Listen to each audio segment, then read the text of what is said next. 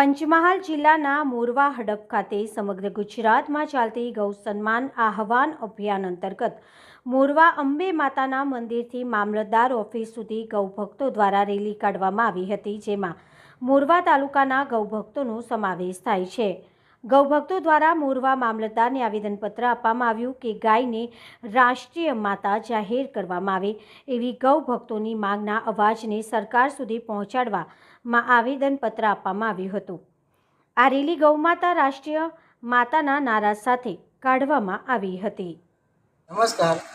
ગૌ સન્માન આહવાન અભિયાન અંતર્ગત આજ રોજ મોરવા હડપ તાલુકાની અંદર ગૌ ભક્તો દ્વારા આવેદનપત્ર આપવામાં આવ્યું છે અને એમાં રાષ્ટ્રપતિ, વડાપ્રધાન, મુખ્યમંત્રી અને રાજ્યપાલના નામે આવેદનપત્ર આપવામાં આવ્યું છે। આ આવેદનપત્ર એટલા માટે આપવામાં આવ્યું છે કે ગાય માતાને રાષ્ટ્રમાતા ઘોષિત કરવામાં આવે અને આ આવેદનપત્રના માધ્યમથી ગૌ ભક્તિ અને ગૌ મહિમાનો ફેલાવો થાય અને લોકો પણ આ અભિયાનની અંદર જોડાય અને ગાયને રાષ્ટ્રમાતા ઘોષિત કરી ગાયના અર્થતંત્રને મજબૂત કરવામાં આવે એવી જ અમારી અભ્યર્થના છે।